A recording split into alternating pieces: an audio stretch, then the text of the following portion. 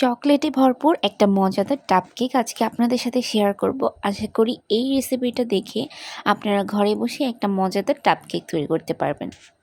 আর এই কেকটা অনেক বেশি মজার হয়েছিল, তাই ভাবলাম যে আপনাদের সবার সাথে আজকে একটু শেয়ার করি। দেখতেই পারছেন কি সুন্দরভাবে প্রত্যেকটা লেয়ার চকলেটে ভরপুর ছিল। তো চলেন শুরু করা যাক এই মজাদার রেসিপিটা কিভাবে তৈরি করেছি। প্রথমেই এখানে হচ্ছে ডিমের সাদা অংশটাকে আমি বিট করে নিচ্ছিলাম। ডিমের সাদা অংশটাকে আমি ভালো করে বিট করে নিচ্ছি আস্তে আস্তে করে। আর যখন দেখবো যে একটু ফোমি ফোমি ভাব চলে আসছে, তার মধ্যে এখানে কিন্তু 1 কাপ আমি সুগার অ্যাড করে দিয়েছি।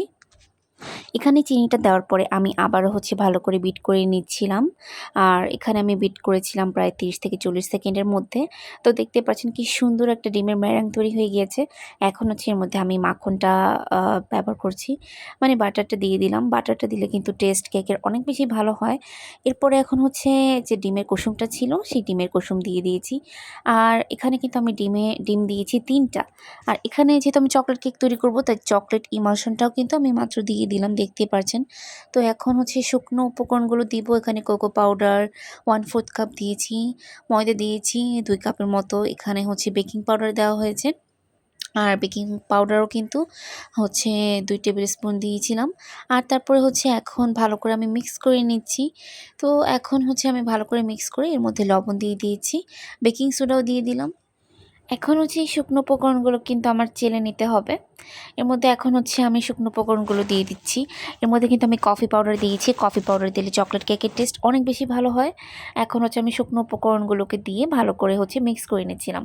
আলতোভাবে হচ্ছে আমি ব্যাটারটা মিক্স করে তারপরে এর মধ্যে হচ্ছে আমি একটু লিকুইড মিল্ক দিয়ে দিয়েছি। টেক্সচারটা ভালো আসার জন্য লিকুইড মিল্ক দিতেই হবে। আজকে হচ্ছে আমি একটা হার্ট মোল্ড কেক মোল্ড নিয়েছি। সেটার মধ্যে হচ্ছে চারিপাশে ভালো করে তেল ব্রাশ করে নিচ্ছিলাম। তেলটাকে ব্রাশ করা হয়ে গেলে এখন আমি হচ্ছে একটা বেকিং পেপার দিয়ে দিলাম। চারদিকে যেহেতু আমি উপর দিকেও একটু বড় করতে চাচ্ছিলাম, তাই চারিদিকে হচ্ছে আমি বেকিং পেপারটা দিয়ে দিচ্ছি। তো এখানে হচ্ছে দেখতে পাচ্ছেন সুন্দর করে আমি বেকিং পেপারটা কিন্তু দিয়ে দিলাম। তারপরে এর মধ্যে হচ্ছে আমি ব্যাটারটাও দিয়ে দিয়েছি। এখন হচ্ছে চুলায় বেক করার পালা। তো এখন হচ্ছে আমি চুলায় বেক করতে চলে এসেছি। উপরে ঢাকনা দিয়ে দিয়েছি। তো দেখতেই পারছেন 40 মিনিট পরে আমার কেকটা কি সুন্দর সফট হয়েছে। একটু পরপর কিন্তু দেখে নেবেন আপনার কেকটা কীরকম হয়েছে। এখন হচ্ছে ডিমোল্ড করার ব্যাপার। তো এখন হচ্ছে আমি ডিমোল্ড করার জন্য কেকটাকে দেখতে পাচ্ছেন যে আমি চেক করে নিয়েছিলাম কতটুকু সফট হয়েছে। উপর দিক থেকে আমি একটু কেটে নিচ্ছি এই অংশটা। যদিও এটা আমি ফেলবো না, এটা আমি কাপ কেকে তৈরি করার জন্য রেখে দিব। তো এখন হচ্ছে আমি কেকটাকে ভালো করে স্লাইস করে নিচ্ছি চারিপাশে। এখন হচ্ছে আমার যে কেকটা আমি ক্রিম দিব, ওই ক্রিমটাকে চকলেট আর ক্রিমটা আগেই আমি হচ্ছে মেল্ট করে তারপর ফ্রিজে রেখে দিয়েছিলাম। এখানে আমি চকলেটের পরিমাণ বেশি নিয়েছি, 2 ভাগ চকলেট দিয়েছি আর 1 ভাগ হচ্ছে ক্রিম দিয়েছি। এর মধ্যে হচ্ছে এখন আমি চকলেট ইমালশনটা দিয়ে দিচ্ছি। এরপর দেখতেই পাচ্ছেন কি সুন্দরভাবে ফোমি হয়ে গিয়েছে। এখন কিন্তু আমি আবারও বাটার দিলাম। বাটার দিলে কিন্তু চকলেটের টেস্টটা আরও বেশি বেড়ে যাবে। তো এটা অনেক রিচি একটা কেক হবে। তো চারিপাশে এখন হচ্ছে আমি ভালো করে ক্রিম দিয়ে দিচ্ছি। কারণ আমি দূরে নিয়ে যাব, তো এইজন্য যেন না পড়ে, এ কারণে এভাবে দিচ্ছি। আর আমি কেকগুলো কিন্তু ছোট, ছোট স্লাইস করে নিয়েছি, যাতে প্রত্যেকটা বাইটে, বাইটে চকলেটের ফ্লেভারটা আসে অনেক বেশি আর মজা লাগে। তো এখন হচ্ছে টুকরো, টুকরো করে কেকটা দিয়ে তারপরে নিচের দিকে হচ্ছে আমি চেপে, চেপে দিচ্ছিলাম। এখন হচ্ছে কফি, চিনি আর চকলেটের একটা মিশ্রণ, মানে হচ্ছে সুগার সিরাপ করে নিয়েছিলাম, সেটাই এখন আমি আবারও দিচ্ছি। দেওয়া হয়ে গেছে ভালো করে চারিদিকে। এখন হচ্ছে সেই চকলেট ক্রিমটা আমি চারিদিকে কিন্তু মিক্স করে দিচ্ছি। এখন চকলেট ক্রিমটা দিয়ে আমি ভালোভাবে হচ্ছে কেকের গায়ের মধ্যে দিয়ে দিচ্ছি। দেখতেই পাচ্ছেন সুন্দরভাবে আমি কিন্তু চারিদিকে কেকের ক্রিমটা দিয়ে দিলাম।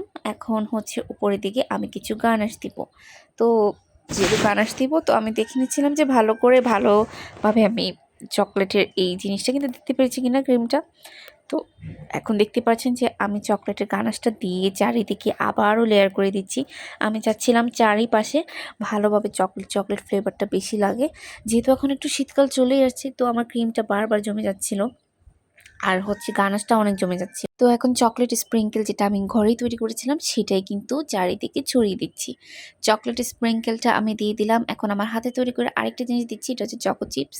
চকো চিপসটাও দিয়ে দিয়েছি আমি চারিদিকে। সবই আমি ঘরেই তৈরি করে রেখেছিলাম যেহেতু আমার কাছে চকলেট ছিল। আর এখন হচ্ছে কিছু স্প্রিঙ্কেল দিয়ে দিব। স্প্রিঙ্কেল দিচ্ছি এখানে আমি গোল্ডেন স্প্রিঙ্কেলটা আগে দিলাম। গোল্ডেন স্প্রিঙ্কেল দিয়ে দিয়েছি। এখন গোল্ডেন স্প্রিঙ্কেল দেওয়া হয়ে গেলে তারপর এখানে হচ্ছে আমি সিলভার স্প্রিঙ্কেলটাও কিন্তু চারিদিকে ভালোভাবে ছড়িয়ে দিয়েছি যতটুকু প্রয়োজন হয়। যেহেতু দূরে যাব তাই শঙ্কায় ছিলাম যে স্প্রিঙ্কেলগুলো ঠিক থাকবে কিনা।